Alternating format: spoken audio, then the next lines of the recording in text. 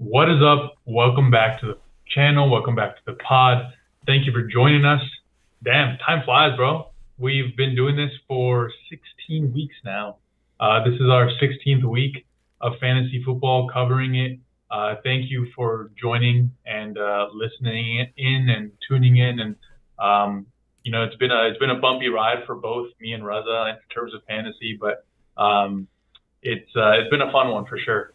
And in terms of our next pod, hopefully we will have something in person. I know a lot of us are in the Bay Area because of holidays, so if we can set up something, I think it'll be a really good time.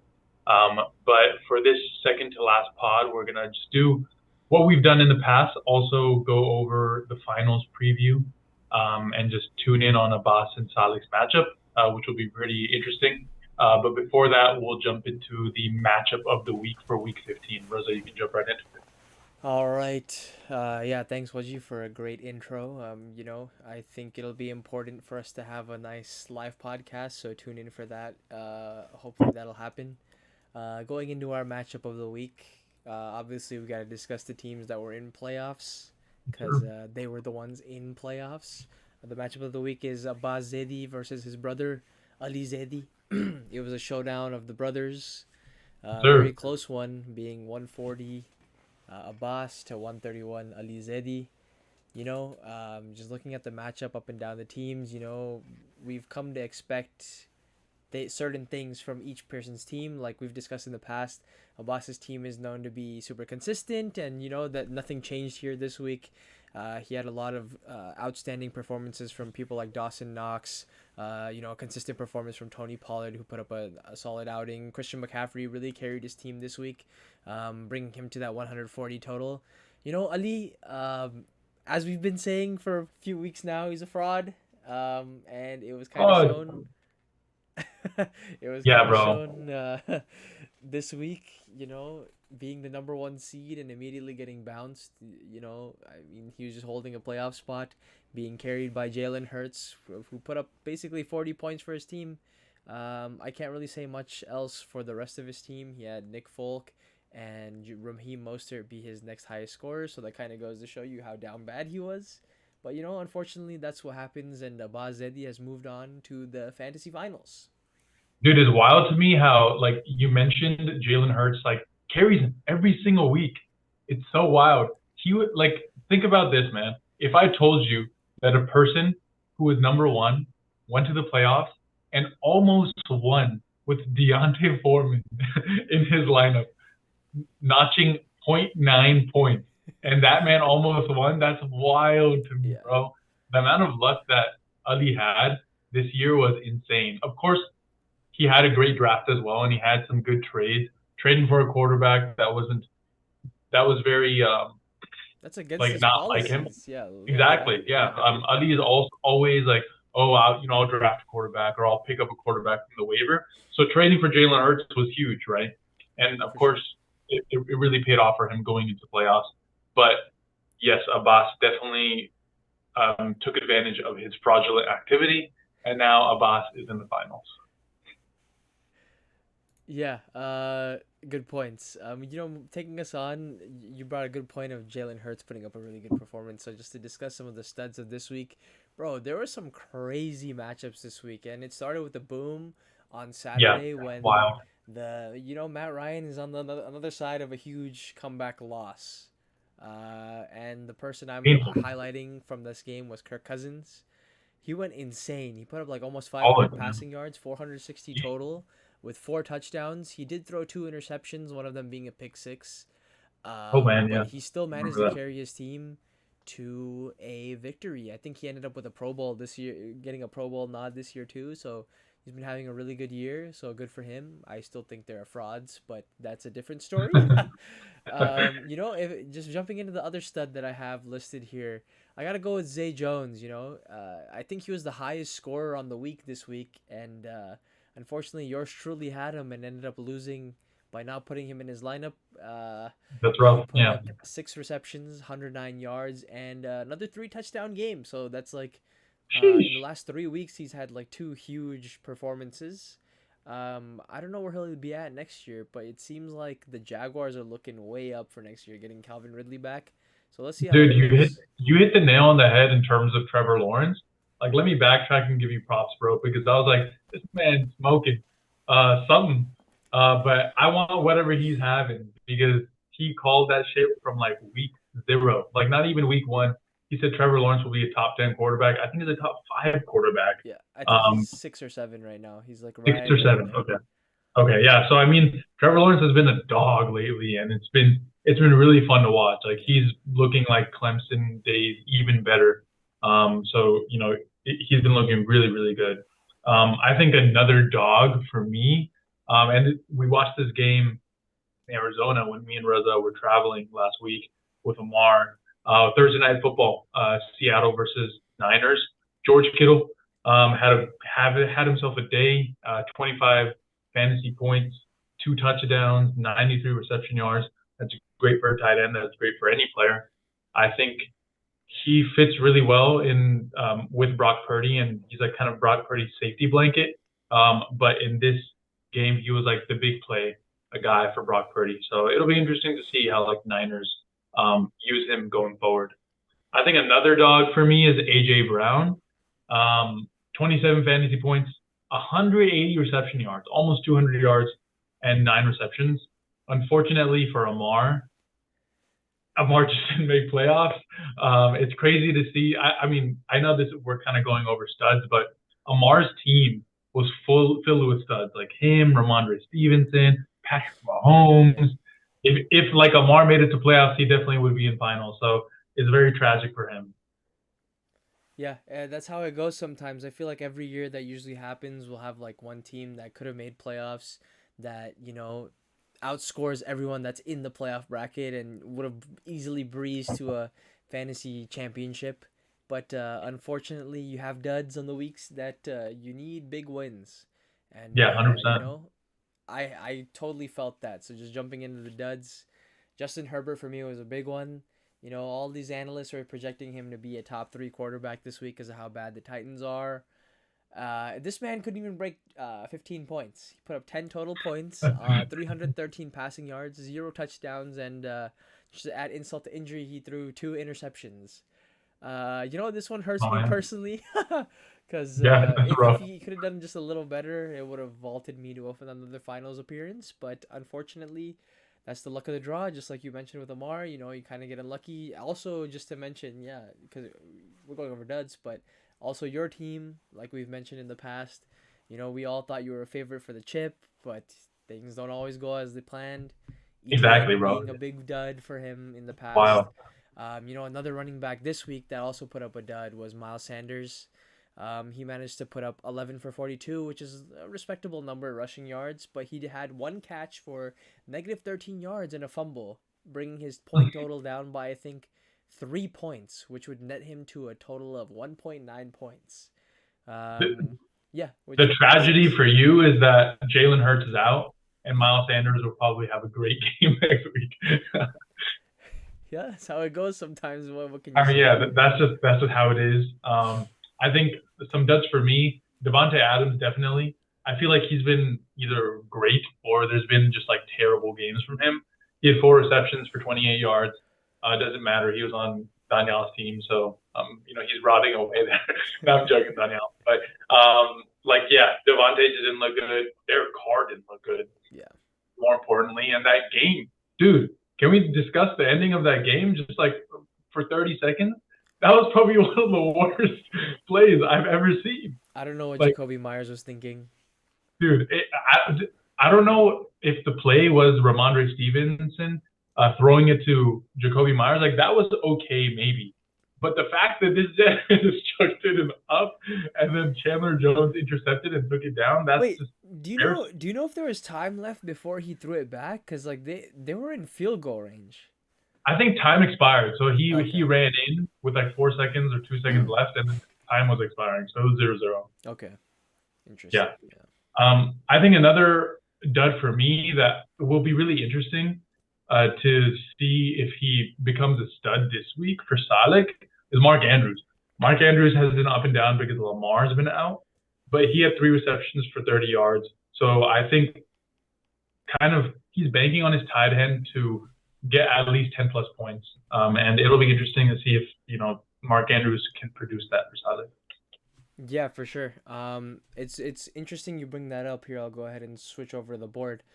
You brought up Mark Andrews, and something that we actually wanted to discuss for this week was the finals matchups. So that's a good way Yeah. to segue into this. So just to let you guys know, if we're listening back, maybe far in the future and you guys have forgotten, I don't know what the case is, but our matchup for the finals is between Are You Kidding Me, who is Salik, who is our third place, and we have Peanut for Prez, who is Abbas Zedi at 8 and 6, who is in fourth place. So as you can see here, we have it seems like it's going to be a decently close matchup. Just looking based off projections, Salik projected 143.74 points, and Abbas projected 139.16 points, as you can see here on the bottom. Wajji, I wanted to get your opinion here. Just we all know that projections are super inaccurate and you can never trust them. Just looking at these two matchups, how are you feeling, and who do you think is gonna come away with the chip here? Yeah. I do want to preface by saying opinion. This is my opinion. This is not like, the facts in terms of what I see. Uh, I'm gonna be frank. I want Abbas to win. I do not want Salik to win. If Salik wins, he will be a three-time champion. Not that it'll be tough to catch up because I think we're gonna be playing fantasy football together for a very, very long time. So I'm sure we will have a lot of fantasy chips. Sounds But about just right. Yeah. his cockiness is not fun to listen to. I'm going to be real. And Abbas would be a first time winner as well. So in terms of kind of the vibe of everything, that's how I feel going to the matchup. I think we touched upon it in the beginning of the pod, saying that Abbas's team, you did a good job of kind of summarizing. Like Abbas's team is very consistent versus the teams that he's played is like boom or bust. And I think that's a perfect way to look at this matchup. Are you kidding me? Salik's team is like kind of boom or bust. Like Amon Ra, like yeah, he's been a stud lately, but he's also an injury away from like walking away from the game. And he's like kind of like made of glass bones, Loki. D Hop is not good with like a third string quarterback, and there's other players on that list of players that he has in that starting lineup that's just like boom or bust. Versus Abbas's team, he has like those solid people that'll give him 15, 20 like floors, which is ridiculous in terms of like the two-headed monster of Zeke and Pollard. So it'll be interesting to see. But in terms of like that boomer bust versus consistency, how do you feel about that, Reza? Yeah, I have to totally agree with you. I feel like there's a lot of people on the board for Salik who have been studs in the past. Like, I wouldn't say studs in the past only, but some big names in the past, like Ayuk, Metcalf, Cook, Dalvin Cook. These three, I feel like, have like in the past 3 seasons or so, they've all had a point in time where they've had like really a lot of success. Um, I don't know if that'll be the case this week. I'm seeing some tough matchups on the board overall. You kind of Yeah, hit the nail on the head there when you mentioned the boomer bust. I'm a little bit worried about Hopkins as well. You brought up a good point. I just wanted to go back to this, talking about Abbas's team and having the two-headed monster McCaffrey and or sorry, not McCaffrey, Ezekiel Elliott and Tony Pollard. Pollard. Yeah. Um, this is reminding. I don't. This just came to my mind suddenly. This reminds me of when I think this was maybe 4 or 5 years ago, where Farhan had Devontae Freeman and Tevin Coleman. Ooh, That's I like that's the that. I last like that. group of guys I can think of that put up a lot of fantasy points, and their Yeah. backfield was really relevant. And I feel like this is going to be the case, especially this week playing against the super hot Philadelphia Eagles team. They're going to have to put up a lot of points, and I feel like they've been relying so much on their running back crew tandem that it's going to be a sight. It's going to be a sight to see. Um, Yeah. Another very interesting point. Go ahead before I I think go. like in terms of they would probably have to rely on their running backs for sure. I agree because that secondary is like no joke. Those cornerbacks are pretty damn good, Pro Bowl cornerbacks. But Jalen Hurts is probably not playing as well. So Gardner Minshew is in. Imagine if Gardner Minshew goes crazy, then like Tony Pollard and Zeke will go crazy. But regardless, one of them will do well because positive game script will allow them to, run the ball essentially. For sure. Yeah, by no means we met up earlier this week, I think the other day. Um I got the vibe that Salik felt like he was gonna cruise to a win, and I just Hmm. think it won't be as easy as what he thinks it's gonna be. You know, fantasy can always go south. You can think you're cruising to a victory and suddenly find yourself scoring 80 points. So, Yeah, you know, let's see what happens. I'd have to totally agree with you in what you said in the beginning of this portion that you know, you're going for a boss. Nothing against Salik, you know, but I'm also sitting here with two chips. If he gets three, he's one ahead of me, and I don't want that to yeah. happen. So I'd rather have a first time winner. And I'm really, yeah, I really want some of the other guys like Daniel, Farhan, to, you know, push and try to make it a playoffs and get that first chip. So I mean, this is one of those years where we gotta go for the underdog, and you always love an underdog story. So I'm gonna go with the boss winning this chip. Yes, sir. Notice that he didn't say Amar's name. I'm joking. Oh no, nothing against Amar. Amar too. Yeah, Amar too, of course, of course. All right. So I think that kind of concludes our pod. I also want to mention Shaqtin a fool as well. Drum roll, please. Our Shaqtin is none other than our co-host Raza Ali. I mean, it's like it's tough to like show this Shaqtin because it's my co-host. But also like he started like all the right guys except for Zay Jones, of course, which we mentioned prior to that. But like running backs, like Miles Sanders, Zonovan Knight, like Zonovan Knight was a trap. My goodness, like he was having some great weeks.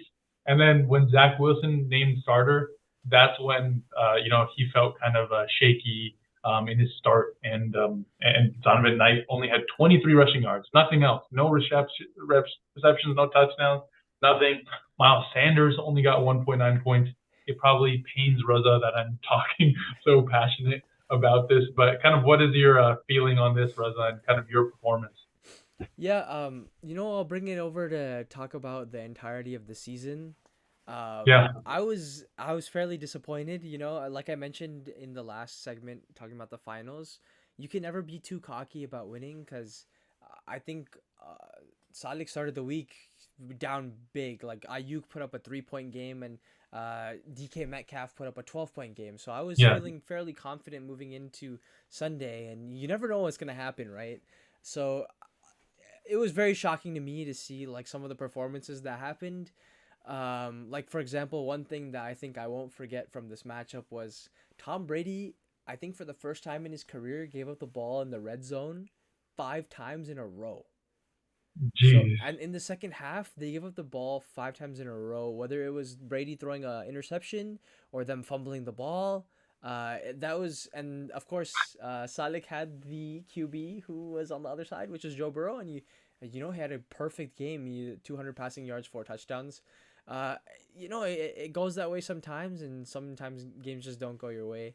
I definitely deserve to be Shaqtin of this week, and I just want to commend you, Wajih, as well for you know, a great podcast for this season. I feel like we sure. this was a great idea to start this. I feel like this is a perfect way to not only interact and make our league more fun, but it documents everything that we do year to year. And I can't wait to maybe look at this like, I don't know, 5 years down the road when I sitting here with my kids or something and getting them into fantasy. Kids, Not whoa. 5, 10, 10, 15 years for kids playing fantasy. But like, you know, when you're bringing in the next generation of people to play fantasy alongside. Yeah, exactly. That'll be wild to think, bro. I actually haven't thought about that. Like that my future kids probably have access to this, and yeah, like me just losing year over year, that'll suck. But hello, future Wudgy. Your father sucks at fantasy football and hates it, but it's all good. But yeah, thank you for an amazing year. Tuning in every single week and just commenting and being interactive and all that. But that concludes our pod for week 16 or week 15 recap, week 16 preview. So thank you again, and we'll catch you guys later. See you. Yeah, Peace. make sure to tune in next week for Yes, a sir. good podcast. Live probably. Yes, sir. Thank you.